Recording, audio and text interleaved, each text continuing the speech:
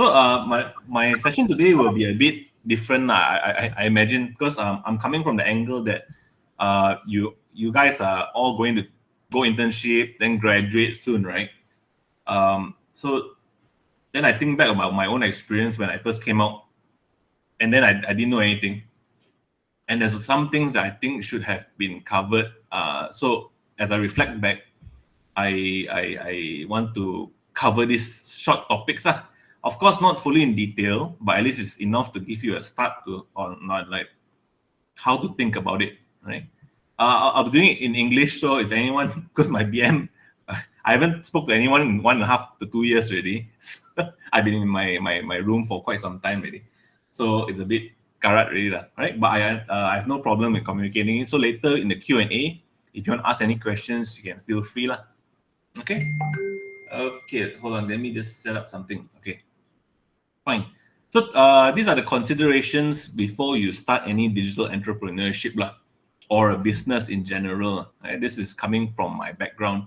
Just share you a little bit. Yeah, that's correct. I was from RMIT and also from UOW. I finished my master's in design recently at UOW, Malaysia. There's a local branch now, right? And in my career, I have been a Flash animator, motion designer, online, offline editor. That means I cut videos, I cut game shows last time for NTV7 Media Prima. I develop games nowadays. I'm an educator. That means I've been teaching for about 9 to 10 years already, right? But nowadays I call myself a content creator. It's more general, right? Because I think your course is the games and also the games and multimedia, isn't it? And is that the program that you guys are learning now? Right? Which is similar to what I've studied, multimedia, everything, everything thrown into to one basket. That's the feel that I like, right? So currently, I'm running my own business now for the past 2 years. That means I stopped. I used to teach full time and work part time on my own on projects for clients. But nowadays, I've switched it over. I do client work full time now, and then I teach part time. All right. But this is my company, Alchy.my Creative. So we're working on currently our own stuff. Besides client work, we're working on card games, right? I got 2 card games coming out soon. And also we're doing a YouTube horror series called Fried Noodles. Not up yet, so nothing there yet. But we are working on a series of Malaysian-based horror stories. Macam Pontianak, Penanggalan, all those like Lang Sui, Toyo, the fun stuff. I have an interest in this kind of area, right? So this is the stuff that we are producing as our own IP. That means we hope to make money out of it. To survive, we do client projects. That means clients want something, and then we produce the stuff for them, and then they pay us to do it. So we survive another month, right? Okay, so what I'm going to cover today is this rough topics. Basically, understanding the industry, right? Pricing yourself as a creative. That means how someone asks you, hey, can you help me do a logo, or can you help me do this design? How much do you charge, right? This is something that you guys will face on, all right? Do you really want to start a business? This is an important question because not everyone is suited for business. This one is the truth, right?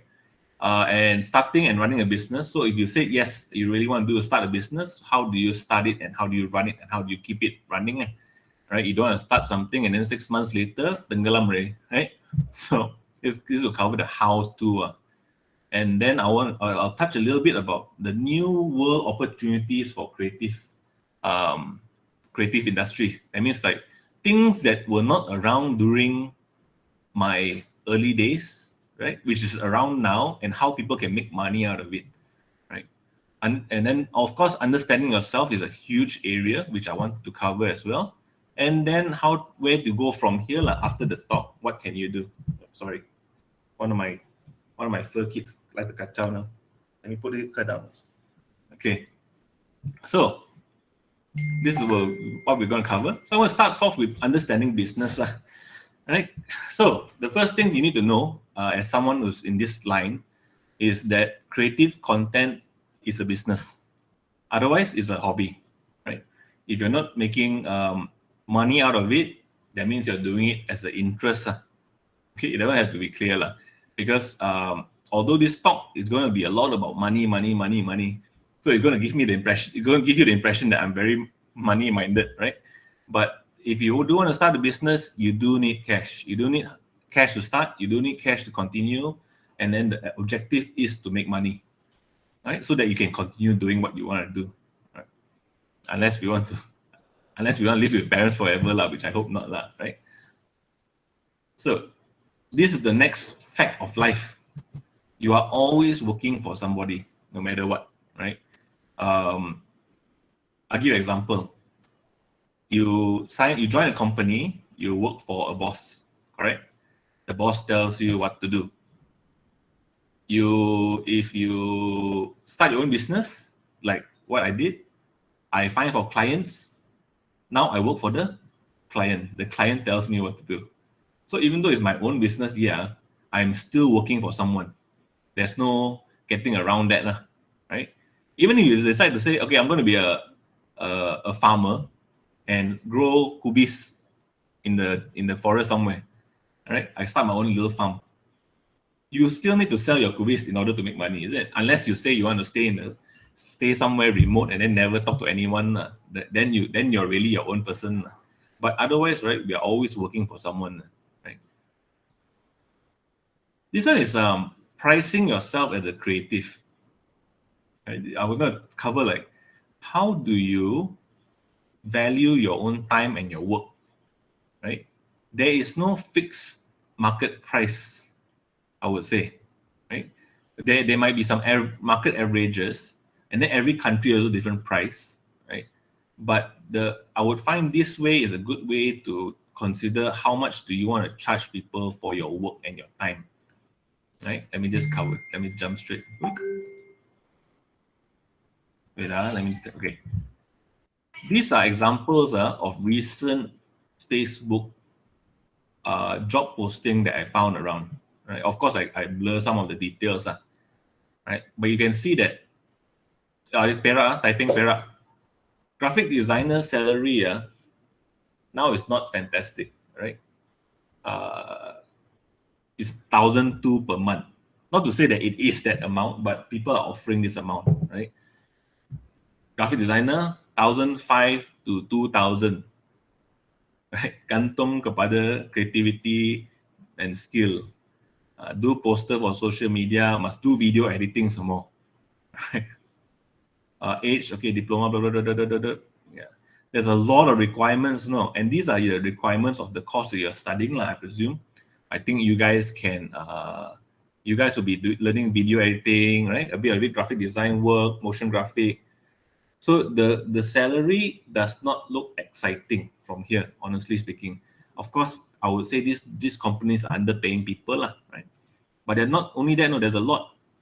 I've collected like 30 over different posts of people offering graphic design jobs for 1,500, 1,200, right? Gaji basic 1,200, gaji basic 1,001.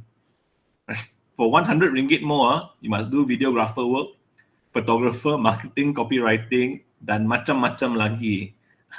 Obviously, I would rather choose one, right? For $100 less, right, I can do a lot less. So like this company, we are looking for graphic designer. Seremban, 1,500. Now, if you start your career with this kind of job, it's all right, but you have to climb up out of this already. Otherwise, I would say it's a very, very difficult life, lah. Right? 1,500 nowadays, especially if you decide to stay in somewhere like KL or like Selangor, for example, where I am, right? I think you will suffer quite a lot, right? Rental itself, for rental for rooms is about 600 to 700 ringgit per month, and you get one small room only, right? You want a room with your own toilet is a 900 ringgit. So just to give you a rough example, internet we pay is 100 ringgit to 150 ringgit. So this kind of you will see this kind of salary maybe outside Selangor and KL a bit, but some people are offering it. So be aware that the amount is a difficult industry, right? What we're going into. So how do we evaluate our own value, right? Our cash value, right? Some projects, right? If someone come ask you, we can charge them by hour. The problem is by hour is hard to keep track, right? And it is like an honest system. That means we must be honest to ourselves. Like maybe I can charge you 4 hours, and every hour I can charge you a certain amount, right? And you try to maintain to that. Overseas, right, in America and abroad, right, a lot of people charge by hour. They calculate how many hours worth of work they produce for you, and then they charge you by that lah. You can also charge by day lah. Then you estimate a day is 8 hours of work, right? Therefore, you charge them by multiplication of that. I prefer to charge by project. Malaysia, a lot of people charge by project, which is basically the value lah. Whatever we spend, whatever money you earn, we minus the cost, then that's the amount that we make lah, right? I find easier to charge by project because it's a lot of times the project will overextend, and most clients, right, in Malaysia itself, they prefer not to pay by hour or daily because why? If the project extend, then they have to pay more, so they don't like to, right? So you'll find that most clients will prefer by project, but it depends. Anyone system is okay one, right? Depending on who you're working for and what kind of projects you do. Now we can compare with some of this. So in order to find like how much is it worth, how much can you charge, right? These are some companies online. I will jump out the this PowerPoint for a while, right? These are freelance companies. Let me just skim through some. So Fiverr, I'm not sure that you heard of it before, right? But you can evaluate how much people are charging. Like let's say logo design, right? It's a tough market, no? Like for example, this logo, this guy, I can design business logo in 10 hours. He charged about what? Starting at 20 USD. You can see standard, then got the VVIP, whatever price and all that lah, right? But starting at 20 USD, right? Which is how much? USD to ringgit.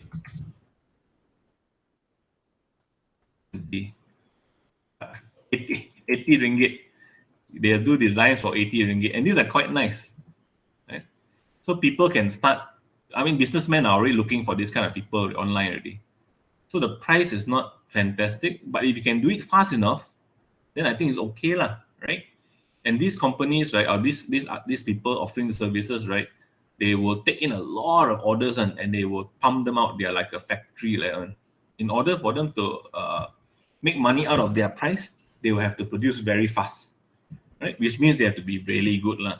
But this Fiverr is a good way to see the gauge of the price, starting at $20, starting, right? You see all the examples here, and all these are very talented artists. Or you want to say animation or 3D modeling. For instance, some of you like 3D. 50 USD. I will model, draw, and make STL file for 3D printing. This is how we gauge, right, the general market currently. And this is international. This website international. There's some Malaysians here, but yeah, but we don't see nationality online, right? Upwork. These are other websites that you can find jobs at. You know, higher pro and all these different fields, right? And you can see the price range people charge here, lah. Obviously, some of these you cannot match this kind of price, right? Because if you match this kind of price, I don't think you make money, lah. Basically, let me put it that way, right? You have to charge a bit higher, right? So, how do we charge? If we charge by hour, right, we compare to local companies. Like, I'm not sure that you guys know, Starbucks pays about what, $5 per hour? Uniqlo pays about what, $8 per hour? This is just, and Uniqlo is one of the top paying retail businesses out there. $8 per hour is ideally, if we start here, we don't want to end here, right? We want to continue to climb, right? Like for example, if I were to design something for a client, on average, I try to aim for 100 ringgit per hour of work. You know, so you can gauge yourself based on this, lah, right? And and you can also measure based on your own financial needs. So for example, you calculate yourself first. it always goes back to understanding yourself. Like how much do you need to survive first, and then you then only can figure out how much you need to do very well, right? So you can consider things like loan. Some of you are on PTPTN, right? Some of you have study loans. Some of you have other obligations in in your life. Like for example, you must pay parents, maybe, right? You have your own transportation costs. Now during COVID, no transportation costs lah, because no one can go out anyway, right? You have your food costs, how much you need to how much you allocate for your own makan every month, and your own accommodation, right? Like some of you all spend money on online games, like $50 perhaps, right? You'll buy some small stuff here and there. All those you can calculate into your own estimation. So if your cost itself, right, like surpass 1,005 ringgit, for example, so you know that you cannot work at a job that gives you 1,005, correct? So you need to earn more than 1,005. Therefore, when you charge people, you probably take in projects that gives you more than that per month. Then you can survive, right? Can the project allow you to survive? That's the question I will post, right? Your total income for the month should be enough to give you a decent life. Then only it's making sense, right? Sometimes people ask you to do for free. This is a very famous one. Have you, especially, hold on, I'm looking to the right because my second screen is there. I don't see anyone posting anything in the chat, right? So this is a pro bono work. This is very famous. People will come ask you, hey, can help me do this for free? All right, I will give you exposure. I will help share you on Facebook or Instagram, right? There's good, there's bad, right? I do a lot of pro bono work also, but normally I do it for charity cause or whatever, like things that I care about, right? Then I don't mind doing some work for free. It's all about experience versus income, and then you have to think whether it's worth it or not. For example, if I get to do a project, although the pay is not so nice or free, right? But the company I'm doing it for is a very well-known, very well-established company that would mengharumkan my nama also, right, in the industry. Like in the game industry, let's say I can work for what's the company now that's nice. My favorite company is used to be Bethesda, right, for Fallout.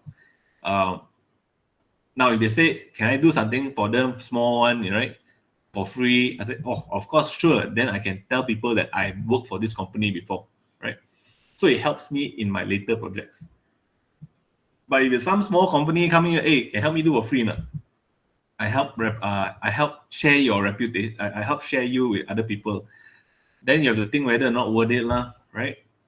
Family members normally like to do this one. They come and ask you whether they can help me do this thing, can help me do that thing. This is because, right, people who are not in this industry, right, will not know how much time it requires to do this artwork or project or video editing, right? They don't come from the same industry, therefore it's understandable that they do not know how much work is required. This one is a natural thing. So that's why we have to educate them over time as well. So they know that, actually quite difficult, right? That's why people keep on asking for changes and change their mind. They think it's very easy to do, right? They don't know. So it all boils down to yourself. If you can benefit out of it, not in financial way, right? Then you can think about whether you want to do it or not, right? If you got no benefit and no income also, personally, I say don't need to do unless it's your friend, right? Then it's a different story, Okay, so pro bono work is something that you must be prepared for, to experience, right? People will come and ask you this kind of thing and say, oh, you can do graphic design, boleh hey, help me do this name card or something like that, right? Sure, okay. So if it's a friend and all that, you want to help out, yeah, sure, no problem. But you must understand, you must see whether is it worth your time to do, okay? Okay, next slide. Oops, sorry. Okay, so pricing yourself, that's how I would say, that's how I recommend price yourself. Know how much the outside price is going for on average. Consider your own self, right? And then what you need, and then you can place a price there. Like for example, if you just graduate, right? If you charge 20 ringgit per hour, you are doing better than someone who works at Uniqlo, for instance.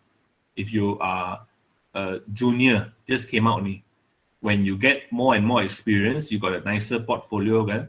Then you can increase more per hour. So for example, if you charge 30 ringgit per hour, in one day, maybe you spend 4 hours, right? Realistically, in one day we spend 4 hours, that's about what? 4 times 30, 120 ringgit. That's your average daily earning, right?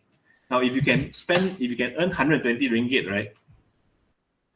Continuously for 1 month, 1 month is 24 working days. I give you weekend off. That's about almost 3,000 bucks already. So I use this kind of measurement. Of course, when you're older, you need to stack it up. Like, for example, I'm much older now. I need to pay car, house, electric, this, feed my 2 cats, and all this kind of stuff. So I have to earn more and more and more over time. All right. Now, the next part. Do you really want to start a business? So that's the other important question. All right. If you ask most people who run business, right, they will think that you're nuts. They always say, hey, you sure you want to start a business? No. Right. There are reasons to and reasons not to. Okay, so here are some of the reasons to start a business. I would find you have learned enough skills and you feel confident. All right, maybe you spend a few years working already, or you are really good at what you do. You have the technical skills, and you are confident about it. Then yeah, you want to try it out. Good. You have something unique to offer. That means you have a skill or something that other people don't have, that you find there's value to it. Good, go and try it out. You are making more money on the side than your full-time job. Normally, if you want to start something, I always recommend start on the side first. If you have a full-time job, you start something on the side. And if your side job suddenly earn more money than your full-time job, it means that you can let go of your full-time job. Then your side job becomes your new business, right? So that one is the most sensible, safest way to go about it. Right? If your part-time job doesn't make more money than your full-time job, just continue doing that, right? And last one, you enjoy suffering, right? Now, some people enjoy the act of entrepreneurship. Some people like coming up with ideas, right? Making money, solving people's problems. Entrepreneurship is solving people's problems, right? It's not necessarily making money. Making money is the byproduct of solving people's problems, right?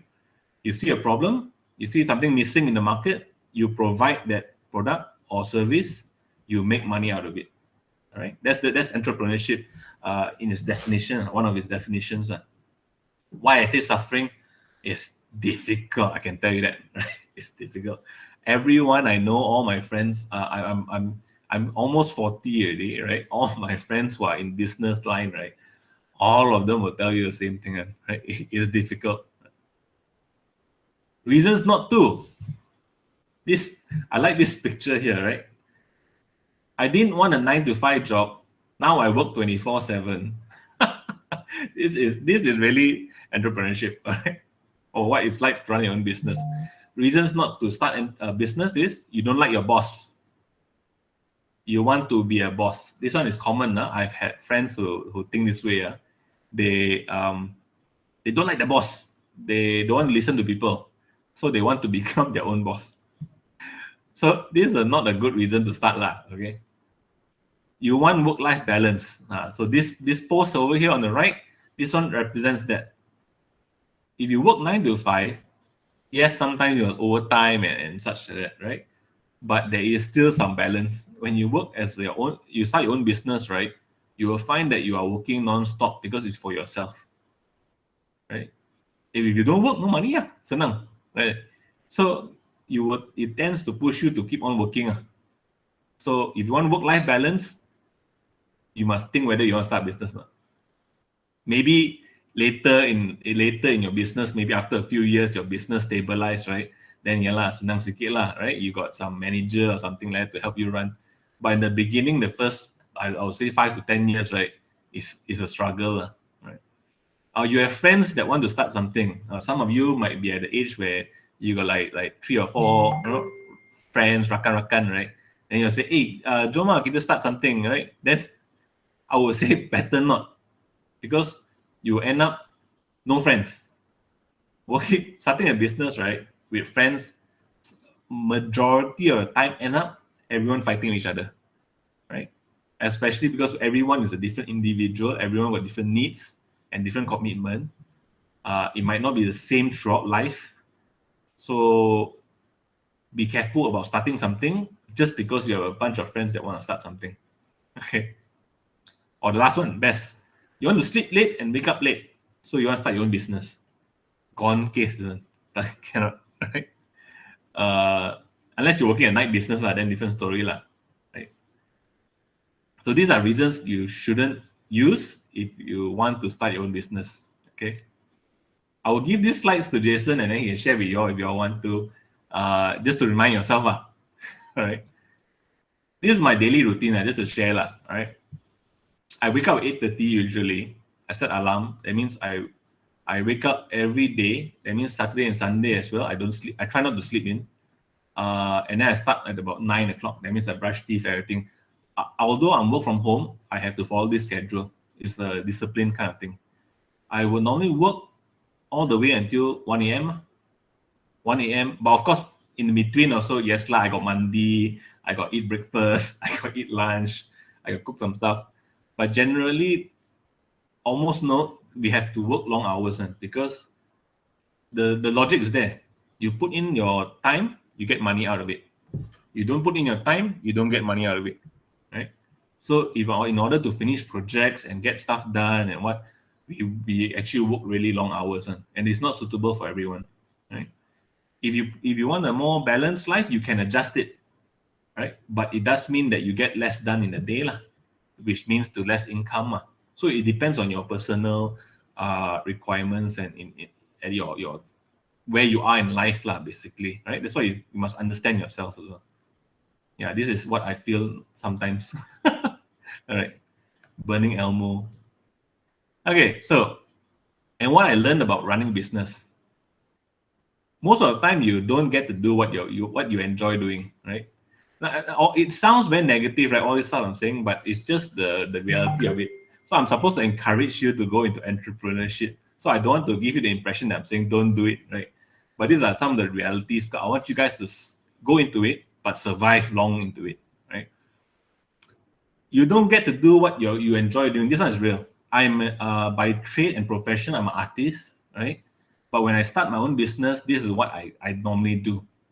Rather than doing art, I network. That means I talk to people, I chat with people, I go online and meet clients. Right, I go post my services everywhere and on Facebook. Look for potential opportunities. I find clients. Right, I go talk to people. Hey, hello. Right, you want this? You want that? Sure. I negotiate with clients, sending emails, arguing about the price, the timeline. Then I do the project. So I have staff now. So I get them to do the project. I give them some tasks. I keep track of the schedules. Right. I manage the team. Finish the project already. I chase people for money. I become along. I go and like, hello, talk. Can pay or not? When can you pay me, please? Right. And I handle finance. That means you must keep accounts. You must do your taxes. You must keep track of all this. And then I panic. So this is what I normally do. So my art, you notice, right? None of art and animation, right, is anywhere inside here, right? Of course, I had to do it, but that's not the main stuff that I do anymore already, because you're running a business, right? So if you like doing what you're doing, right, sometimes it might be more sensible to maybe work for someone first, right?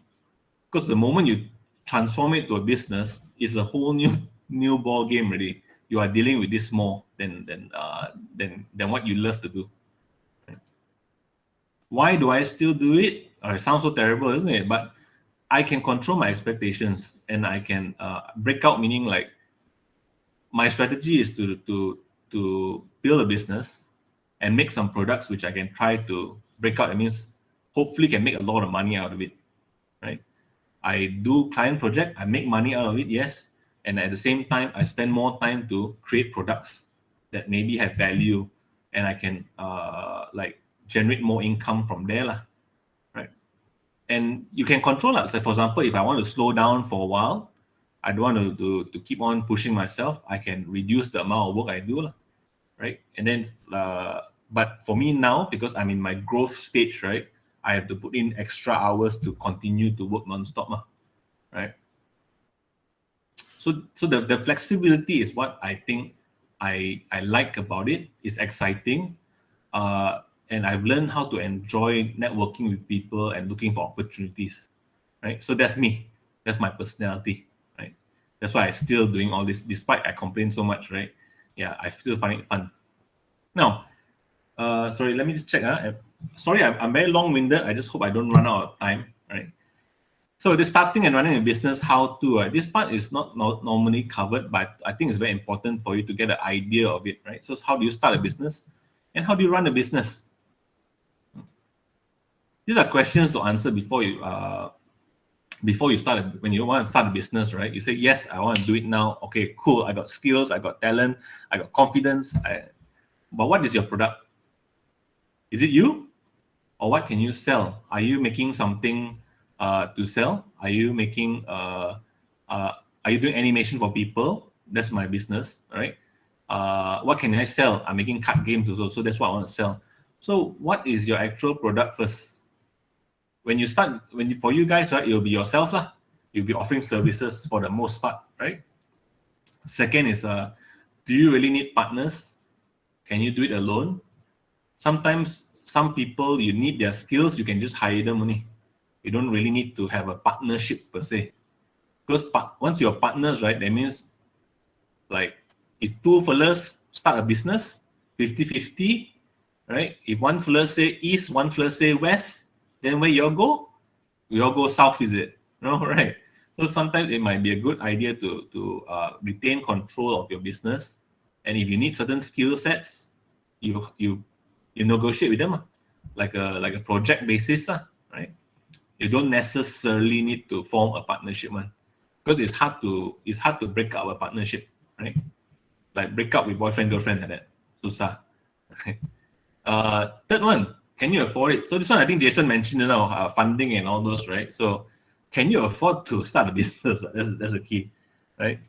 For example, if your monthly cost to survive, right, is 1,000 ringgit lah. We put, for example, food, car, petrol, everything, If for your business to survive, just you alone, right, you need to have 6,000 ringgit at least to start the business.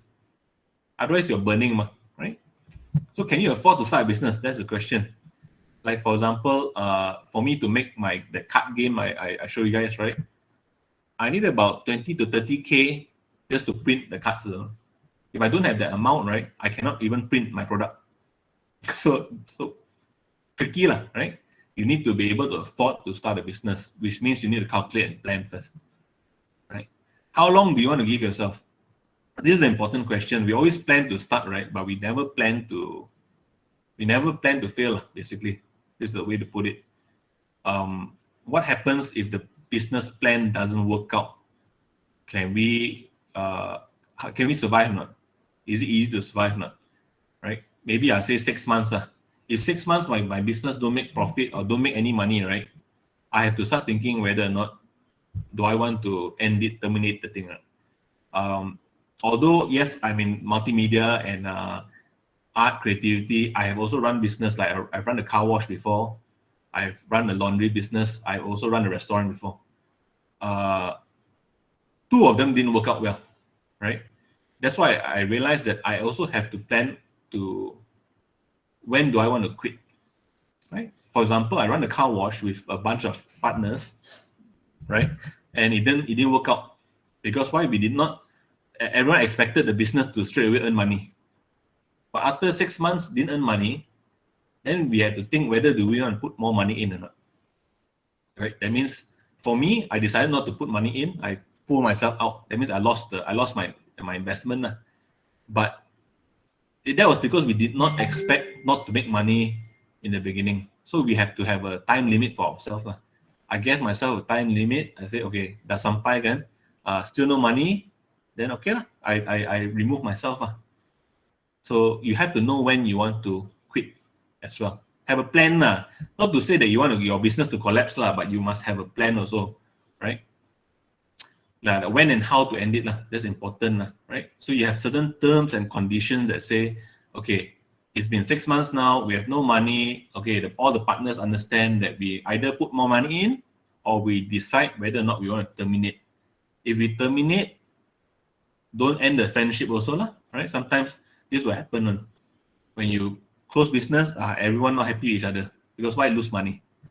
Very emotional, right? So these are some things that you must answer. This is a checklist, right? Before you start your own business. Getting started. Okay, cool. So you have everything checked ready. You answer all your questions already. You're ready to go, right? Very easy. Malaysia is very straightforward. You just need to go to this website, Suruhanjaya Syarikat Malaysia. I think this is what it's called, right? Pages/home.asp. This one is come we go tengok.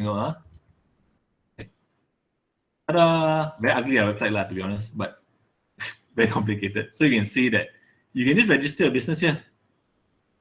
Business, company, LLP, partnership, right?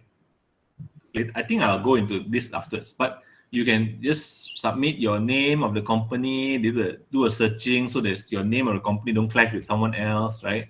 And so forth. Then you pay You pay whatever you need to pay here, and suddenly you are CEO now, founder of your own company already, right? There's three types of things that you can register for business, sole proprietorship, right? Business is the cheapest to register. I think if I'm not mistaken, 150 ringgit. I can't remember already. 150 ringgit I can register for 1 year or 2 years. I can't remember, right?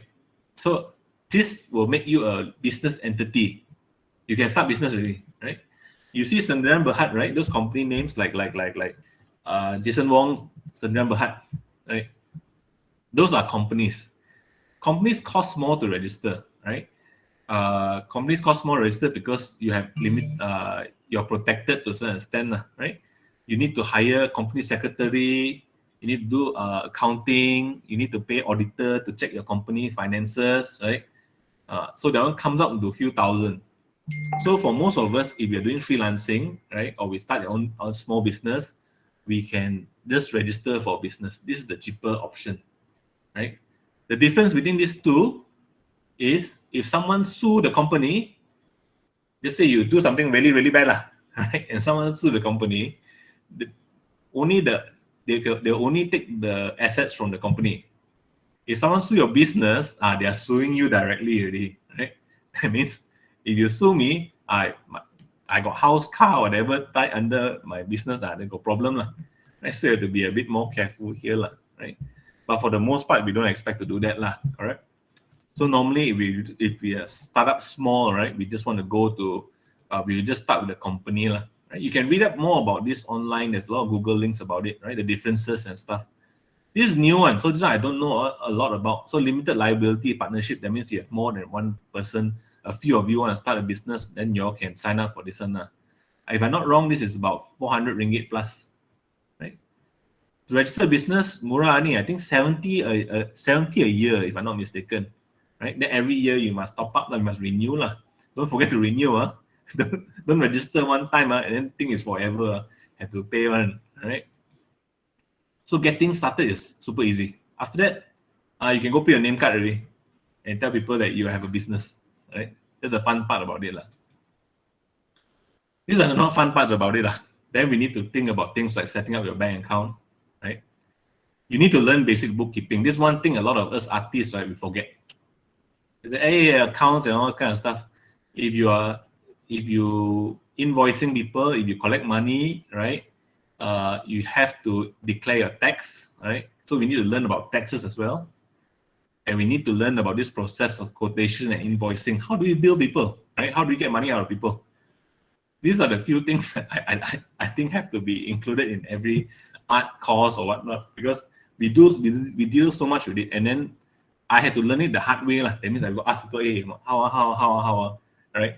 It made me look very silly last time, right?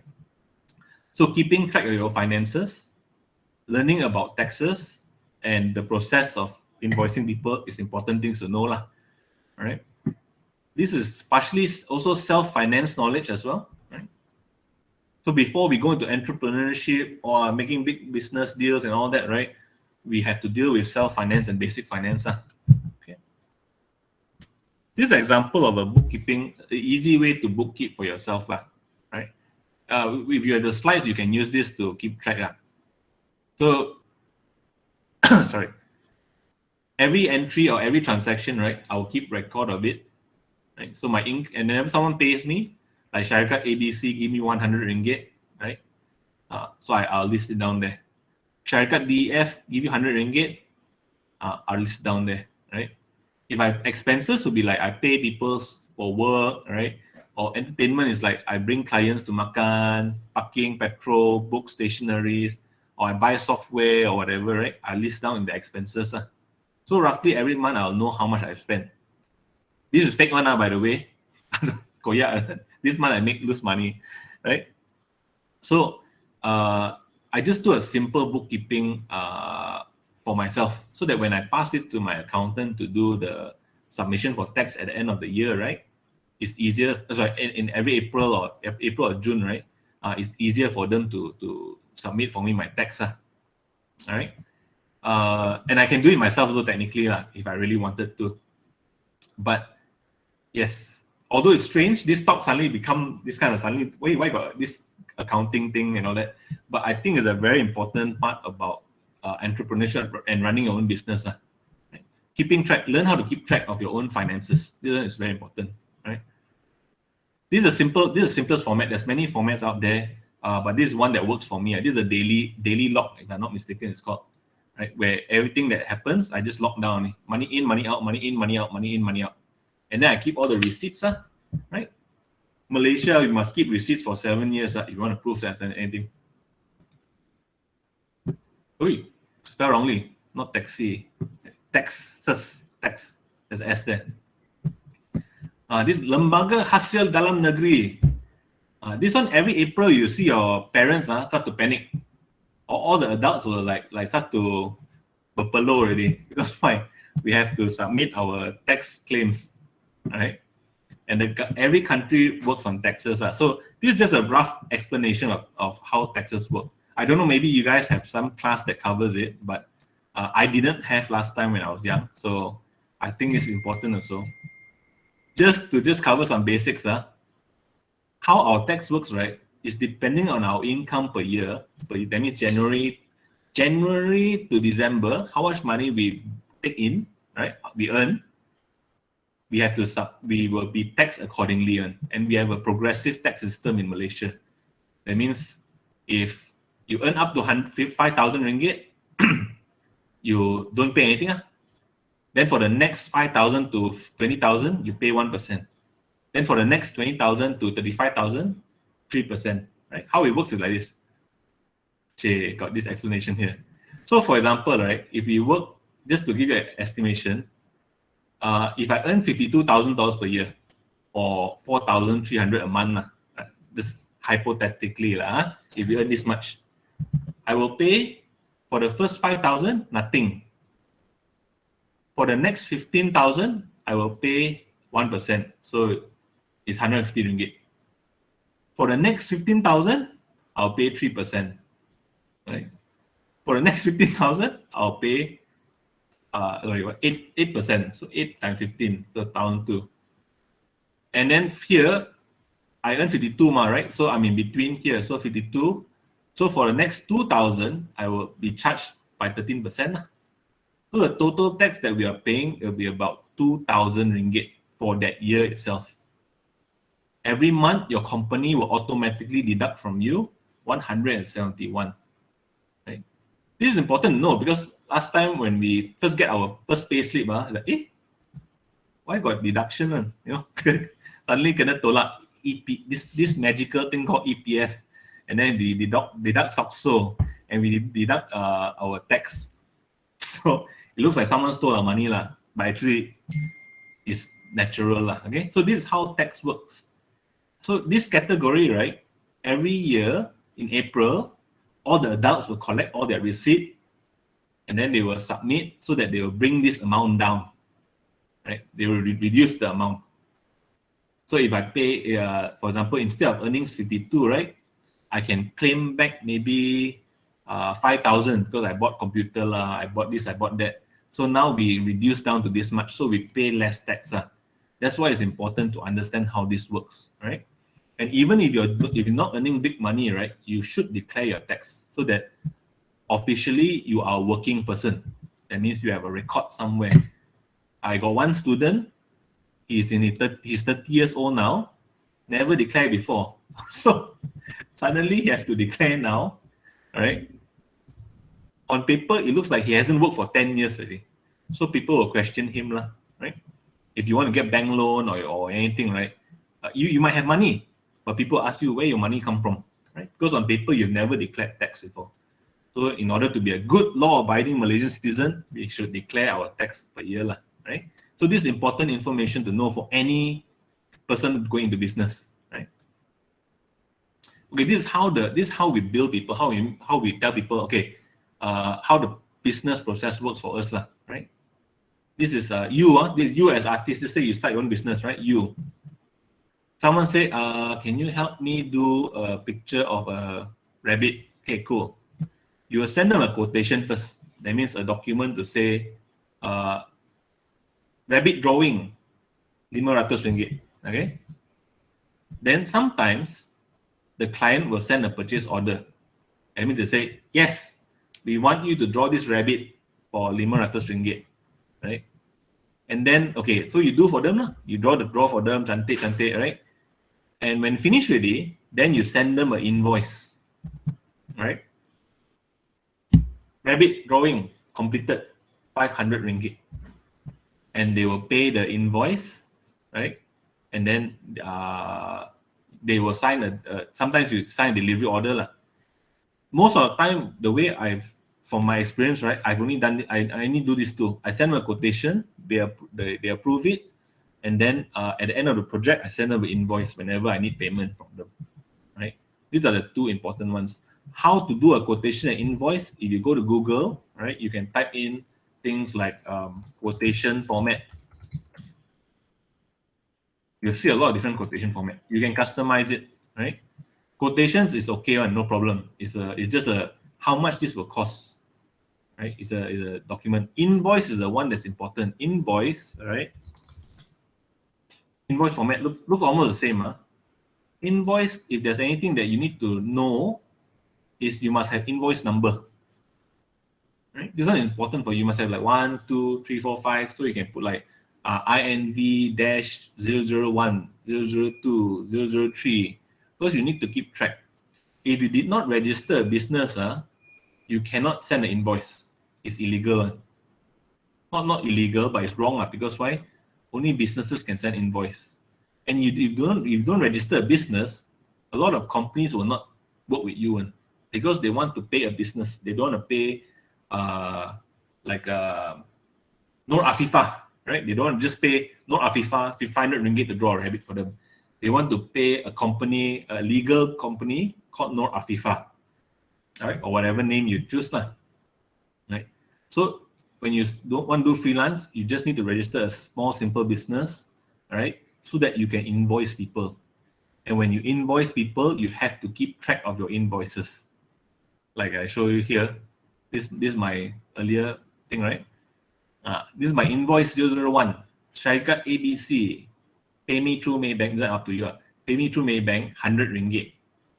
Right? Or invoice 2, Syarikat DEF, pay me RM100. Right? So you have to keep track of your invoices and money in, money out. Okay? Sorry, the talk suddenly went into this kind of area. Which I think you all didn't expect it on a Friday morning. All right. Now, payment terms. Okay, this is when you deal with companies, right? When you send them the invoice, how soon will they pay you? You can. Sometimes, this is the difficult part about it. companies can drag on your payment for 30 days, 60 days, and even 90 days, right? Which is why I say freelance life is a bit difficult sometimes, because you have to talk to them and ask them what their payment terms are, right? If they pay you 90 days later, right? Can you imagine? Maybe you koyak already. You no money to eat already, right? So you have to understand what their payment terms are and how soon can they pay you. 30 days is the norm, lah, right? From the day you send the invoice, 30 days would be a normal thing. But there are, I experienced some companies 90 days also got, right? Some companies even better, don't pay you. they hilangkan diri after that, right? So in order to prevent case like, for example, the company menghilangkan diri, right? Big companies tend not to lah, right? Although I work for some companies that do that also. We keep deposit. Any project, sometimes we will try to ask for a deposit, right? We can divide the deposit into multiple. Ui, mathematics fail. Sekejap ah. 110. So we can divide our payment into few parts lah, right? For example, 30%, 40%, 30%, right? Or 40, 30, 30, or even 50, 50, or whichever you feel is suitable lah, right? Deposit we normally collect before we start lah. That means you pay the deposit and we can start, right?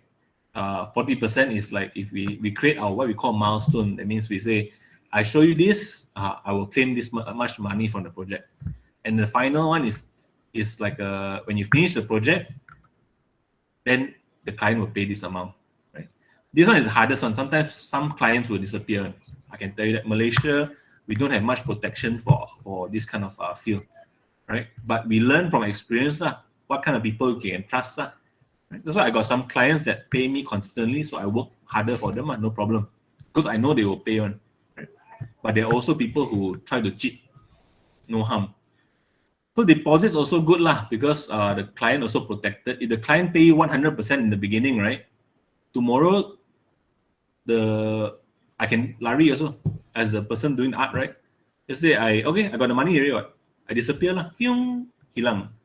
So that will be bad for the client also, right? So maybe if you do start your work, you will normally try to ask for some form of deposit. We negotiate lah. Some people don't want to pay deposit. Some people want to pay 100% at the end. So you have to decide whether or not it's safe to take that kind of risk or not.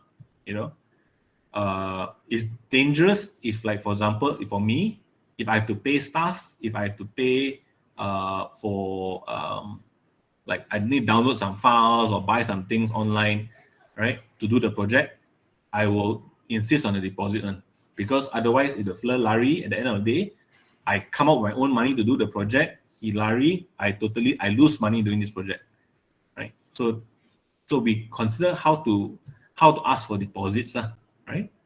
30, 40, 30, 20, 40, 40, 40, 40, 20, up to you, how you want to do it, right? The final payment is normally so that the company feels safe. That if something needs fixing, right, you won't take and then lari. If they pay you 100% straight away, a lot of freelancers also would disappear, right? So to protect both sides, we do a staggered milestone payment. Okay. So payment terms, I hope you understand, and deposits, what we can do to like minimize the loss in case anything bad happens, right? The initial deposit, right? Normally we collect first, then we start work. Okay. It's finding money. This part Jason was just talking, so I added this one slide in how to find money. Most of the time most of us that start business, right, we will work for people first one. Then we collect savings, and then we use the savings in order to fund our work, right? Like I will collect enough to tahan for 6 months, then only I start my business, or depending on how much you need . Otherwise, people look for what we call those venture capitalists, people that invest in businesses. They will invest in your business. I'll give you the money, you do it, but I want like 30% of your company. I want 40% of your company, right? Those are the bigger company plans, right? Otherwise, it's like what bank ibu bapa, BIB. Right? we take loan from parents. So finding money is there are many ways. Malaysia, the good thing for games is we are very supportive. The government very supportive of games, right? There are grants that you can apply for. They give you up to 90K, right, to start something, to fund your first project, right? So if you look at wait, DC3, sorry, this one. This is one of the available grants annually, right? That gives you money to do short animation, interactive media, which are games, digital comics. Yeah, these are the grants available. Yeah. Okay. So you can apply for those, and then they will give you the starting money to start your own business, right? So for more information later, worry about it, right? I just added this in because Jason mentioned funding, so I think it's important to know. So where can you get money, right? Most people would convince someone with money to work with them. You got an idea, you got a technical skill, no money, work with someone. That's when you bring in a partner. The partner provide you money, you do the work, then you all share the profit, right? Okay, new work opportunities. So what stuff that, like last time, our options is work for someone. That's all, or provide a service, right? But nowadays for the multimedia world, it's very exciting. There's a lot of things that we can do. For example, uh, NFTs. I don't know if you heard of NFTs, right? So I'll show you a bit afterwards. Stock content, social media content, right? Online marketplace assets, and then content is king lah.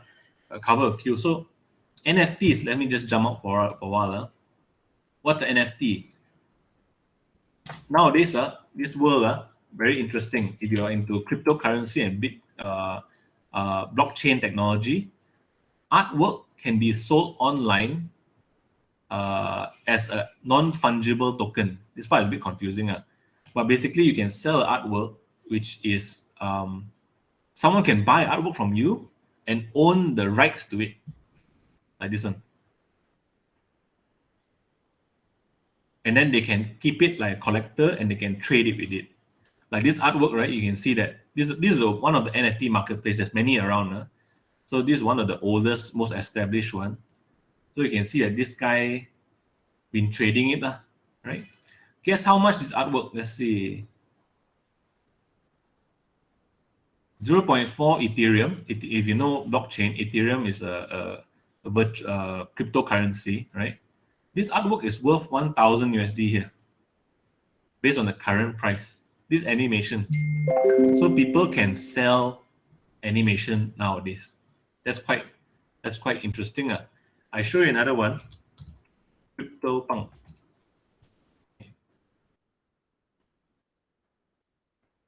Simple, right? And this artwork, right? That's fine for one. Guess how much is this artwork? This CryptoPunk number 7847. How much this artwork is priced at 26.5 Ethereum. Okay, come, let's check how much Ethereum is worth. Ethereum, ETH, okay. 26.5, 26.5. This artwork, where is it? Wait, I lost it. Here. This artwork is worth 200 over 1,000 ringgit. 271,000 ringgit. This artwork alone. Can you imagine that? All right. I give you, okay. Like for myself also, so I'm also exploring this world, right? Wait, let me just sign in my hold on. Sekejap,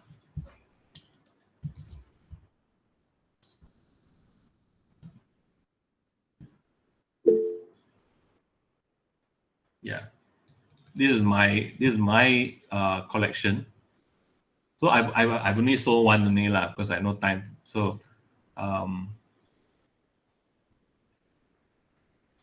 so my artwork was sold for 111 USD. This one, right? Is a pixel artwork. So I sold it for 0.05 Ethereum last time to one buyer. Right. So nowadays, this is a new area which you can explore, NFTs. Another one of my friends,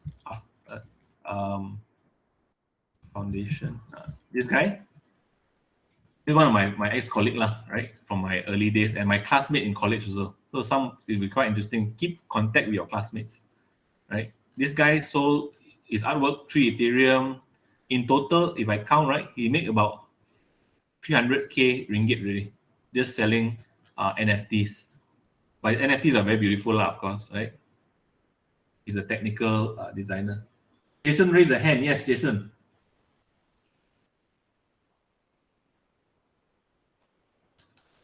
This is a crazy world, huh?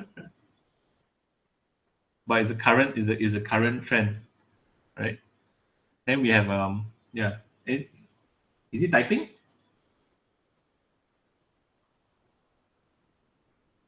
Oops. All right. Okay, so these are NFTs. Malaysia, there's a whole NFT Facebook group, all dedicated to it lah. So if you're interested in that, you can always take a look at that, right? But just to let you know that people are selling this kind of stuff, right? Different artwork. Some are ugly, some are beautiful, right? Some have value, some I'm not sure, right? But it's good to know what is the latest thing out there. Right? Also, we have what else? Stock content. You look at these pages, like pics. These are stock images, right? And like people like myself, we pay to subscribe to the service so they can download pictures. We download, like for example, some of the pictures you saw on my slides, right? Is downloaded from here because I paid for the subscription. So if I need, like for example, cool background, right? I can download all these cool backgrounds for whatever project I need, right? Now the key is if you can buy it, that means people are selling this. So you can submit your artwork, you can sell your content, right, to free pick as well. You can be a creator, and that's cool, right? Things like 123rf.com. These are stock image websites which they need content, so you can always be a creator for them. You got extra if you like videography, right? You can always be someone that sells content to them. You go outside, take picture of the sky, take video of the sky, do time lapse photography. You can actually sell your content to this website so that whenever other people buy the content, you will get a percentage from it, right? That's really exciting because you don't need to. You can keep on making content, and your content can keep selling. It's not something that you sell one time, right? Then that's it. You can keep selling non-stop. So if your content is good, people can keep buying it when they use for their own presentation or video editing project or whatnot, right? Yeah. Okay. Other than that, we have online marketplace and assets. This one, let me share with you this screen. Hold on. Let me just find it. Where is it? Okay, like this website, Mixamo. I don't know if you heard of it before. You can sell your animation to this website also. Adobe just bought this company, so I'm not sure what's the latest. But last time, you used to be able to download animations. That means you got a 3D model, you download the animation information, the data, you throw inside your model will move already. So maybe you're good at modeling but bad at animation. You have these services nowadays. You have services like game dev market where you can sell your assets. Just say you made assets, you can sell them for people that don't want to like draw, right? So programmers will buy these kind of assets, and it's cheap for them, 8 USD, 8 USD. But if more people buy it, then you make more money, of course, right? You can sell audio files, 3D models, sound effects, buttons, displays, right? So many things that you can sell, technically speaking. So if some of you already got the skills to do this already, right? So you can think about how to sell. High-end stuff you can sell at Unreal Marketplace. This is Unreal Engine Marketplace, right? 3D plants, all these kind of things. So the stuff you're doing in class right now, if you do it at a very high level, you put more effort into it, you can actually start selling your stuff already. Don't look at it like a Simon only, right? All this stuff are opportunities for you to actually make income, right? Right. This is a Unity asset store for Unity game engine. Yeah, you can buy assets here, but it also means that you can sell assets. This is one of my favorite artists, Big Gem.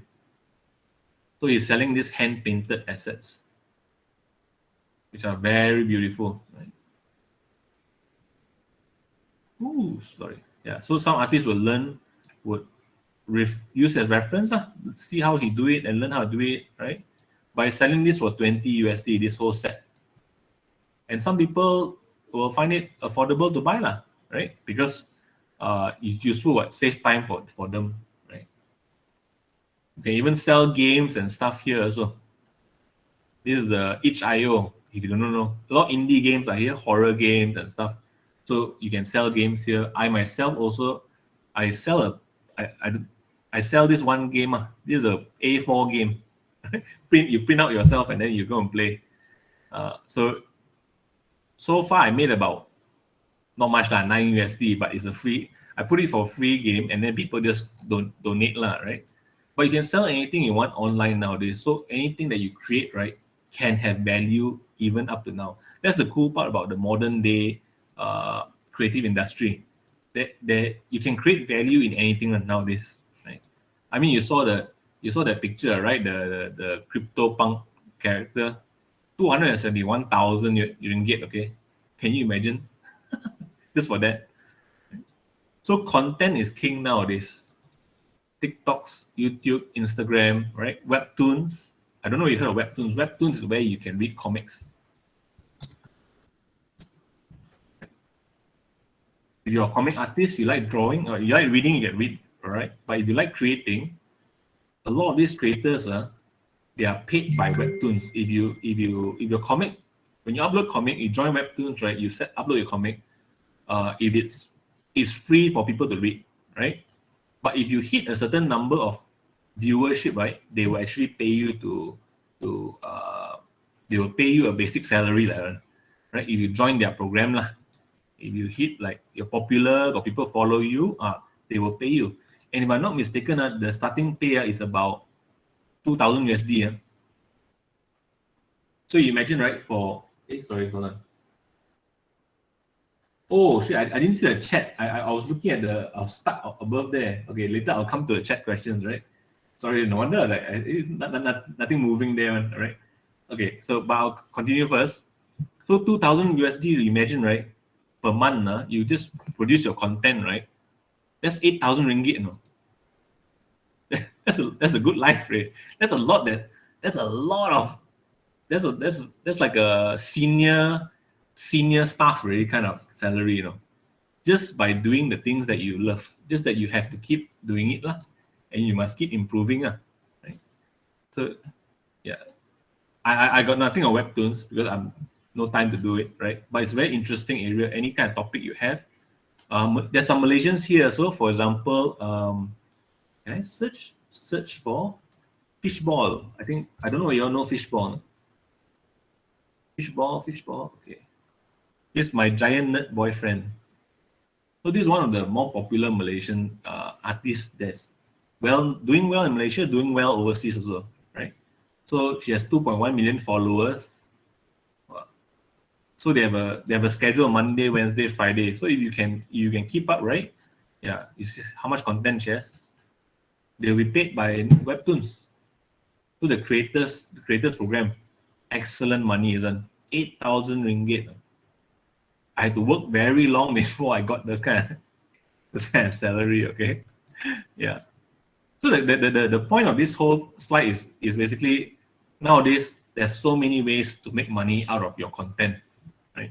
So, but the key is you have to start exploring. You have to try. You have to spend money trying. Spend time trying, right? And you have to keep up to date with the trends and content, right? Social media content is just Instagram content and stuff like that. So there's so much options available nowadays in order to make money. And it doesn't say like, oh, you must be what age to do it, you must have what qualification. You can start anytime, really, right? Personally, I would say whenever you have assignment, your lecturer give you, right, do it, but do it really, really, really well, so that you can try to see whether you can make money out of it, right? This is one example of a Malaysian artist recently for NFT, right? Her name is Red Hong Yi. I don't know. I don't know if you follow this story, but she sold her NFT, which is this artwork, for 320,000 ringgit. Okay, people voted on it. People auctioned for it. So this is a brass copper piece. So she's a fine artist. So she crossed over into the digital side and made this artwork, and she made so much there, right? Now I'm almost done already, right? But I'm just going to go through the chat for a while. Just a quick one. Let's see. Oh, Arif has NFT. Is good. We can promote him. Jafu, been a designer for 2 years, 7 months at stationery factory, quit a job. Yeah, exactly. So Jafu mentioned, don't feel like there's much future, right? Okay, tell you what, there's a lot of questions here. I think I'll go through them at the end of it, right? In the Q&A section, right? So bear with me. Sorry, I didn't see the chat just now. I didn't know it was moving, right? Okay. Alamak, Jafu left the meeting already. Okay, never. Okay. It's okay because of Google Meet, right? It's a problem when you're presenting, you can't see for the in-call message. That is the Google Meet issue. Yeah, the paragraph, the thing is somewhere else, right? Okay, so generational. Okay, this is understanding yourself. I'm almost at the end already. Yeah, so bear with me. I'm very long-winded sometimes, right? So understanding yourself is important. The younger generation now has a lot of difficulty also, right? And of course, the older generation will say unfair things, like you guys, lazy and all that kind of thing. But there are a lot of differences between the older generation and the current generation. For example, the younger generation has a lot more choices nowadays, right? Also, social media is such a complicated thing that we don't even understand what social media are doing to ourselves, and how it affects us. So we have to be very careful about that, right? I would say minimize the social media use if possible, unless it's for work.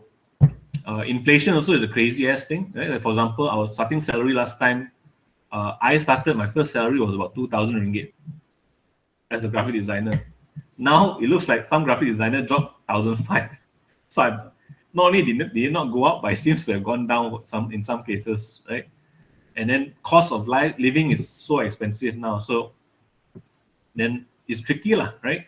That's why it's important to do a financial evaluation of yourself to find out how much you need to survive and how much you need in life.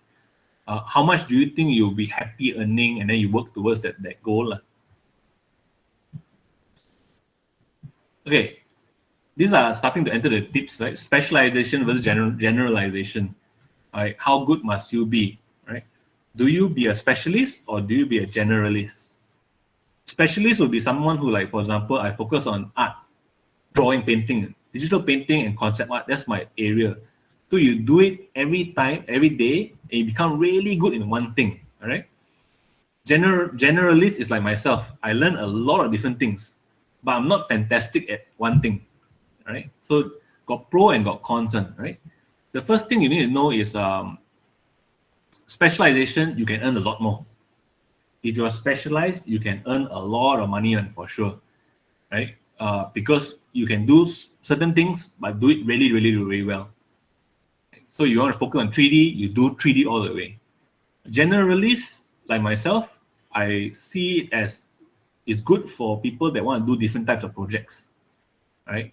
And if you start a business, sometimes you need to be able to understand different kinds of projects, so you can juggle, you can find the best way to solve a problem, right? I can solve problems from like in 3D using a 2D method, perhaps. So there are, and then of course, because I'm generalist, right? I can do video, I can do web, I can do painting and stuff. I can't do them fantastically, so I can't pay. I can't charge the highest amount that I want to, right? But because I can do different things, like in COVID times, I have a lot of projects I can do. Someone say I need a website, okay, boleh, right? Someone say I need a game, yeah, sure. Someone say I need a social media content, can, no problem. Video editing, sure, no problem, right? So is I have much more survivability lah in that sense. So both of them got their benefits, got pro and got con, right? Okay, there's always someone better than you, so don't worry. There's always someone better than you out there, right? Sometimes in our line, some people get discouraged. They feel very bad. They feel, ayo, my artwork tak cukup cantik. You know how to earn money from it. The key is to keep improving, but understand that there will always be people who are better. Someone will work harder, someone will work longer, and everyone got different kind of like talent level and stuff. Right? Yeah. So what to do now, right? So what can you do? What can you start doing today? Do well in your studies. Wow, this one is for your lecturers, right? Do well in your studies, right? Because no matter what, your grades represent how disciplined you are, right? Try to do well in your studies. Like I said, if you can, your projects and assignment, if you treat it like actual real life projects, right? You can start making money out of them already, right? Learn more than what is taught. Because of the nature of education, right? We are a bit generalist, right? Lecturers can only cover a certain amount of things. You need to spend more time on Udemy, like websites like Udemy, Domestika, YouTube. Learn more tutorials. Learn as much as you can outside the class. Even better, share it with your classmates what you're learning, right? Because this is your own self-development, right? Network with people in the industry. That means go out and join events. Talk to people. If you want to go into the game industry, go talk to people in the game industry. Talk to fresh graduates there. Talk to seniors there. Talk to veterans there. Learn as much as you can, and get to know people. Even when you're a student, so that when you want to join internship, easy. You already know people already, right? Participate in competitions and challenge yourself. This one is important. When you join competition, go in there with the different mindset. Winning is great, awesome, right? But participating and learning from it is also it's more important to for myself, right? I join a lot of competitions. Most of them also lose. Sometimes you win, right?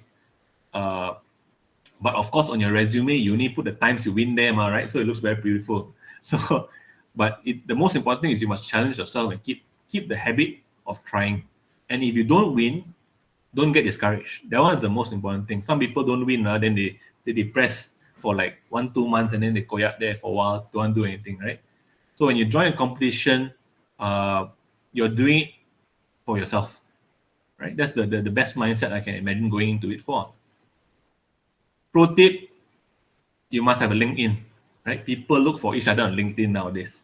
LinkedIn is like the professional Facebook lah, less spam, right? More work-related stuff, right? Must have a portfolio site. You must start a portfolio site, whether it's Behance, ArtStation, your own personal WordPress blog. You must have some kind of online presence nowadays. People trust you more if you are online or you have some kind of presence online, right? If you say, hi, I can do this project for you, the fella cannot find any information about you, you also scared lah, right? You're like, who is this fella? No history, no nothing, man. So suspicious, right? Do not post nonsense on your social media. This one is important. This one nowadays, a lot of younger generation make this mistake.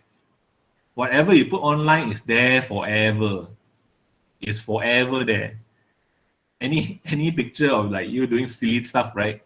If you want to post it, you must accept the fact that the moment is there, it will never go away. All right.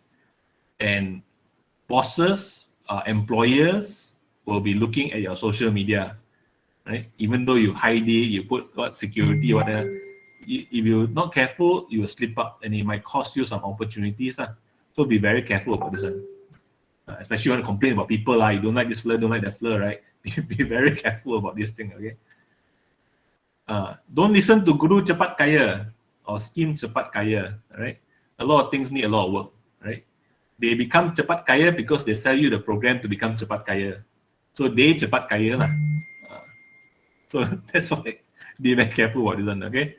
Especially nowadays, a lot of people approach you and try to offer you this and that, lah, right? So be very careful. Oh, some more parting tips, sorry. Learn how to work fast. You work fast, you get paid fast. You get paid fast, you earn more.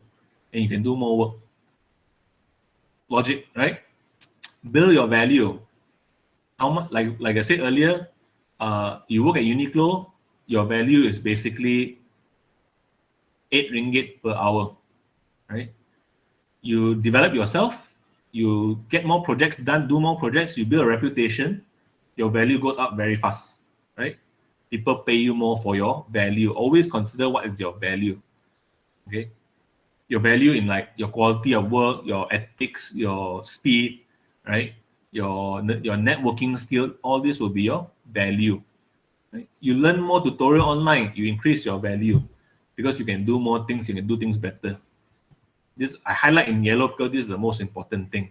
When you start out, very little value. Don't stay there. Keep on developing your value, right? Third one is no one pays you to learn. No one will pay you to learn.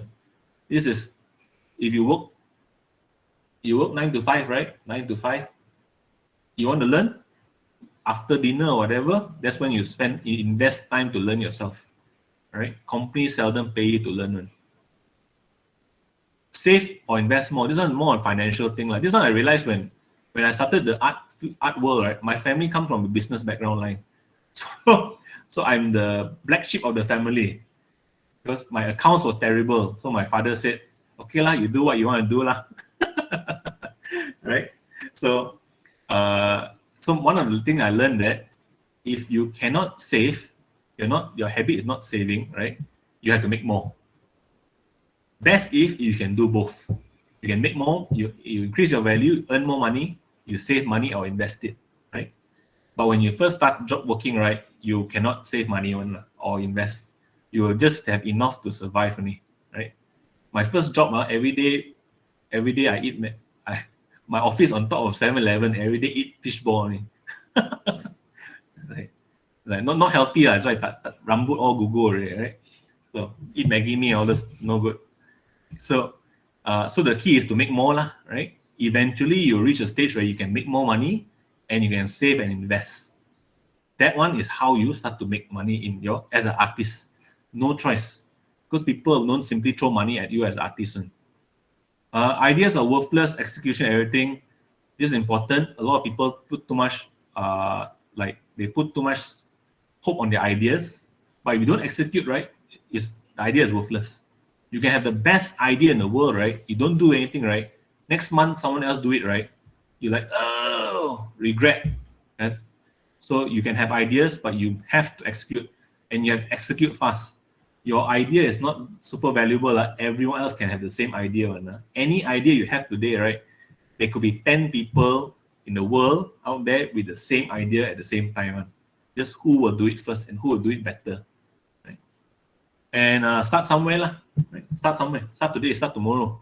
Right? Start thinking about your plan. Okay, last slide already. Okay. This is the Facebook community that I run for the past 9 years. It's for if you're interested in game development, animation, they have their own group and all that.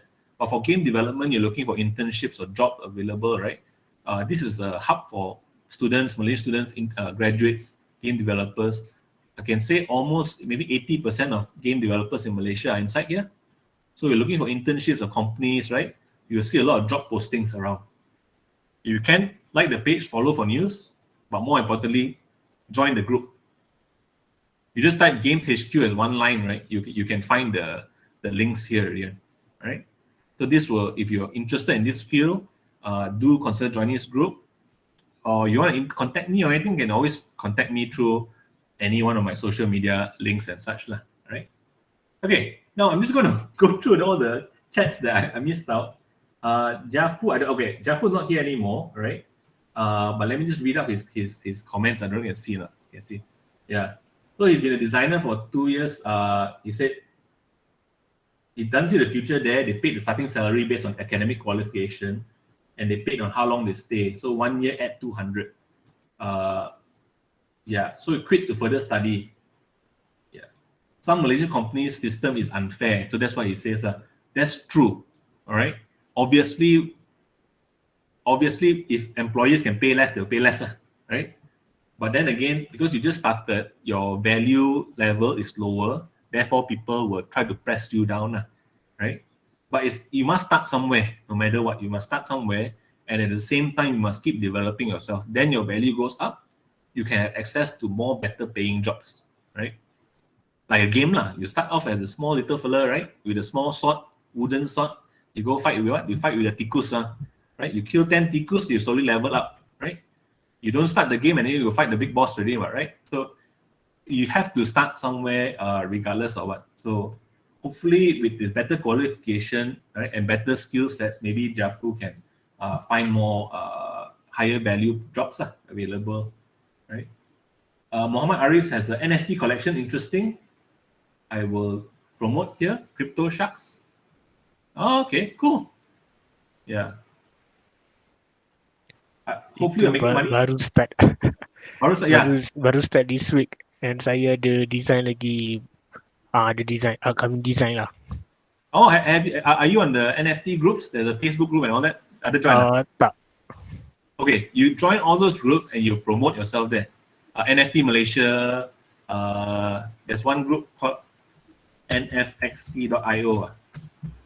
Yeah. So the community helps a great deal. nfxt.io. Yeah. Okay, thank you. Yeah. But you must pay quite a lot of money also to do the minting, right? Tak, sebab the gas fee is very low. Now lah, because Ethereum price drop and yeah. So just for people information that you don't know, for you to mint an NFT, that means put it up for availability, right? You have to pay something called a gas fee lah, right? So now the Bitcoin, the Ethereum market is lower now, value drop a bit, right? Thanks to Elon Musk. So it's cheaper to upload NFTs. But hopefully, yeah, I will share your thing later on the group, right? And hopefully someone will pick it up lah. All right, cool. Very good initiative. All right, that's Arif. Social media, okay. Tugasan kena underwater. All right. Game degree student drawing. Hold on, let me read the thing. Dogecoin, yeah. Be careful when you go into cryptocurrency. That one very. Okay, how do I make money out of my IP? Okay, that's like Lily's question. So my own IP is most of my work is in social media work lah, right? But at the same time, if I only do that, I'm exchanging my time for money, right? I put in 10 hours, I get 10 hours worth of value back, right? So sometimes when you make your own IP, that's when you try you try your luck, see whether you laku or not lah, right? So these are my own intellectual property, my own card games, right? These two are physical card games. So I work with a distributor to sell on Lazada and Shopee lah. I myself don't want to go and do the hassle of packaging and shipping and selling and all that, right? So I work with people to sell the card game itself. So my first card game will be this HR game for workplace, bad habits in the workplace, right? Toxic workplace game. So this is coming out. This is another game also. I think Malaysians know 1-2 Som lah, right? But with a few more extra mechanics for children. That's why the colors all a bit more. For my horror YouTube series, I tend to go for YouTube revenue lah, right? We can go YouTube revenue. It depends on the views and then the ads that we can put on top of it. Right? So it's an experiment to see how much I can make from like YouTube content lah. Right? So this one still in progress, but I record ghost stories from people sharing with me, right? And I animate them. That's the business model. Then the recording also, I can sell it on Spotify as a podcast, right? So I'm exploring different revenue models from it. But so this will be my experiment to try to make big money lah, right? We keep on trying to break out of it, right?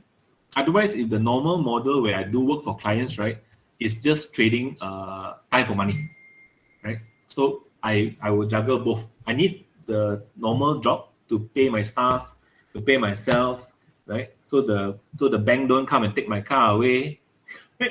So my kucing don't mati ke buluran there. So yeah, but at the same time, the money sustains my other enterprise, right? But the trick is to figure out each product how to make money individually, lah, right? I explore different fields like NFTs and such, and it's interesting in that sense. But each field has a different way of making money, man. So how do I know how they make money? I study them, right? I will study the market. Like I got one, and this applies not just for digital stuff, for physical stuff. Like on Instagram, I got one friend who I just share with you. Who, this is my other friend who's doing NFTs now.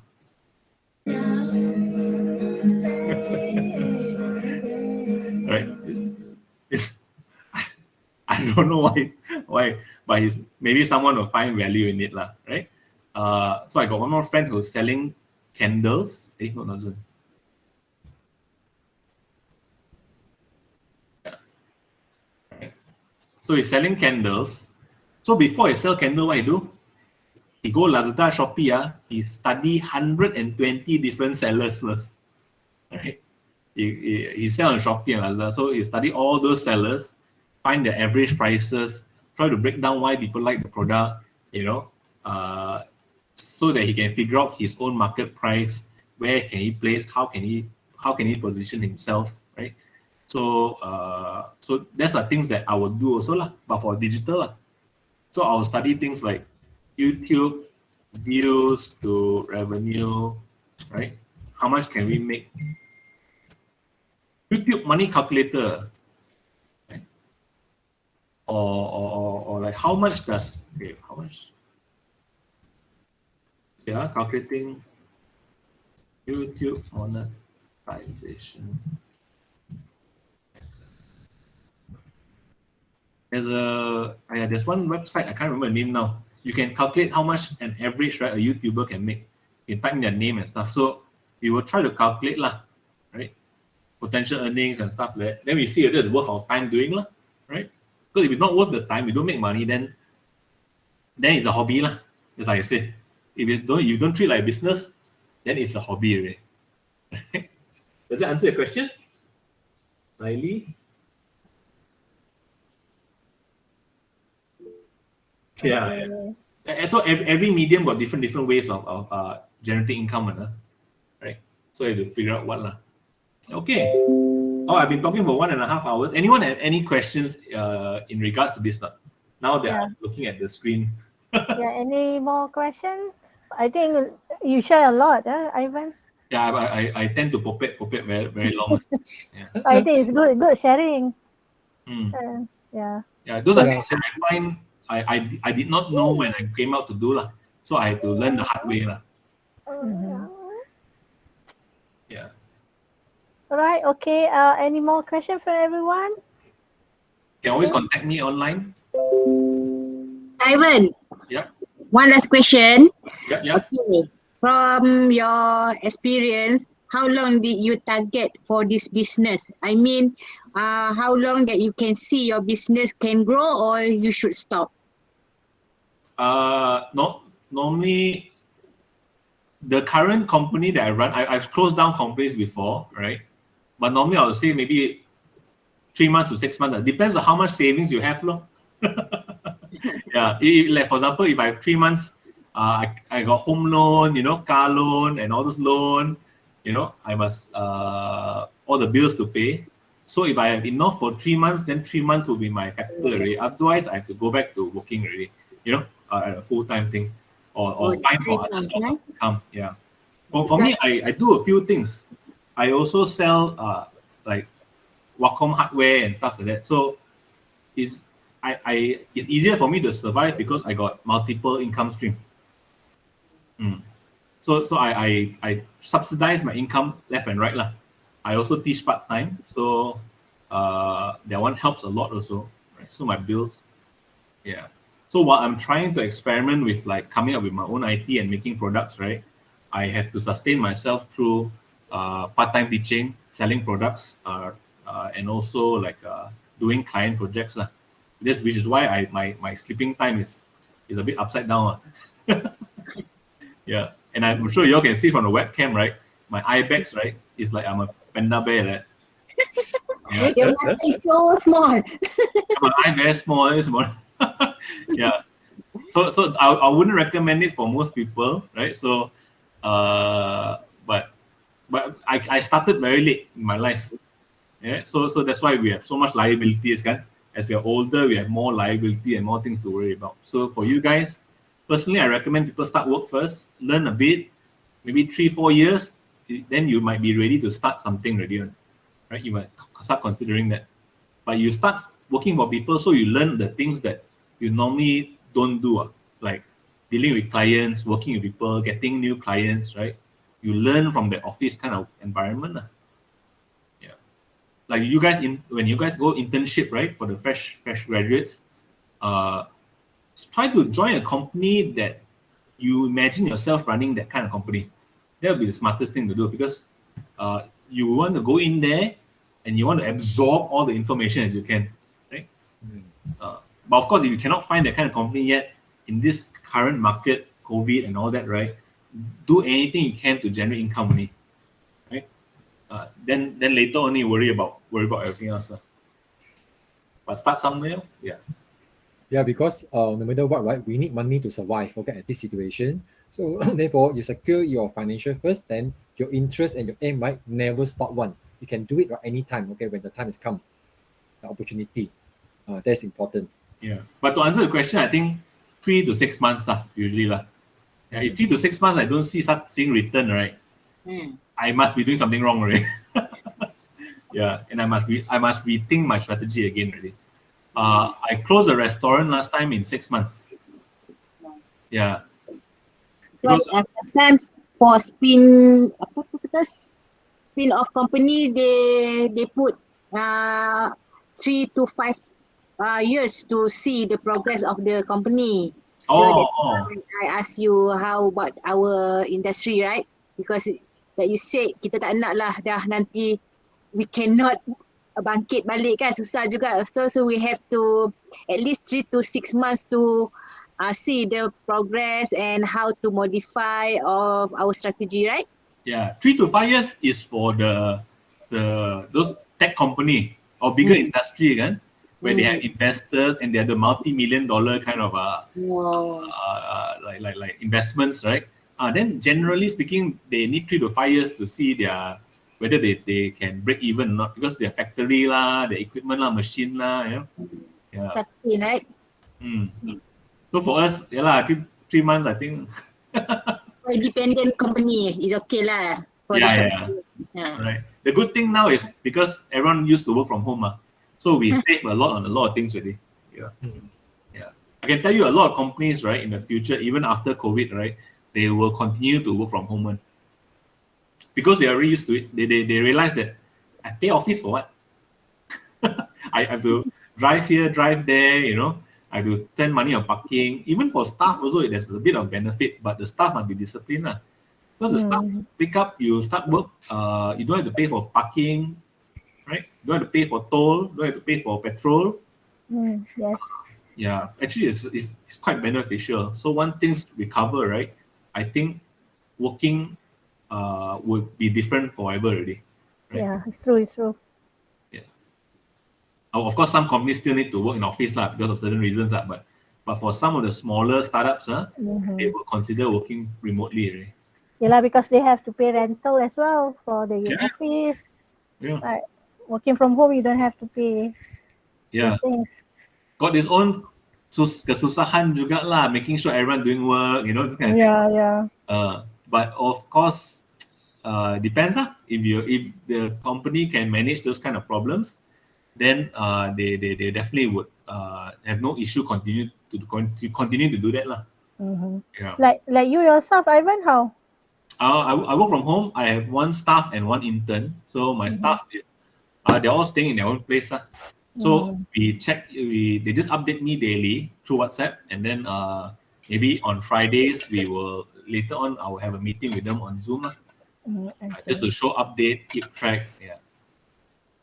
All right. Okay. Any more question? Maybe before we end our session this afternoon.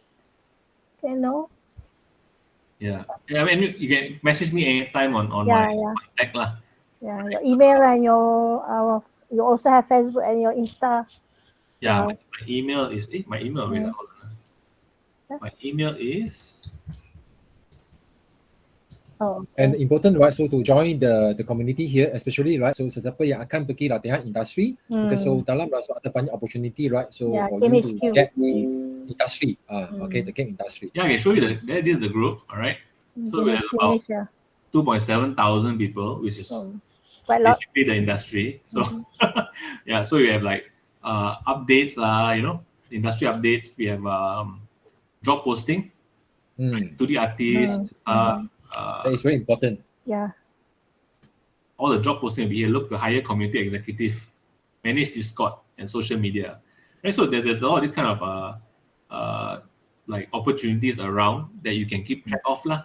For the game industry, if you want for graphic design, all that actually got goes graphic design, Malaysia, and stuff like. This is where I get some of those posts like those job posting. Yeah, but Lucky's comic. Yeah, yeah. Then you see how much it is. But graphic designers definitely is quite susah the payment nowadays lah, right? Depending on the company itself. Yeah, so I would hopefully they don't continue to price it that way lah. Okay. Yeah. Alright. All right. I think thank you, Ivan and Dr. Jason, for a lovely talk this afternoon and this morning. I think we got a lot of information, and that is very good knowledge sharing for the students. And I think we learned something a lot as well, and some opportunity for business, and then what to do, and then some side and some because I think the current trend is totally different previously, right before before the COVID. I think everything will change, not just working but even learning as well. Then we do understand that a lot of people are not getting job nowadays. A lot of company have shut down, but hopefully after the phase of COVID, maybe there will be some good come out of it. Okay, thank you everyone. If anyone have a question, I think maybe you can contact Dr. Jason and Mr. Ivan personally. Okay, and then I think that's all for today. Hopefully we will have more talks like this, yeah, Ivan, maybe. No problem, no problem. All right, and Dr. Jason as well. Thank you so much All right. for spending your time with us, and then hopefully that we will see you again somewhere sometime. 2022. Yeah. Face to face. Yeah, face to face hopefully, and maybe you have the chance to come to Tanjung Malim again. Yeah. Maybe something. Okay, all right. All Thanks. right. All right. Thank you. Everyone. Okay, so Thank Alright, you. thank you everyone. Yeah. Thank you, H, Baki, Pulang, okay, so for sharing. Okay, so thank you so much. Bye bye. Yeah. Bye-bye. Bye, everyone. Okay, good luck, Arif. Thank you. Bye.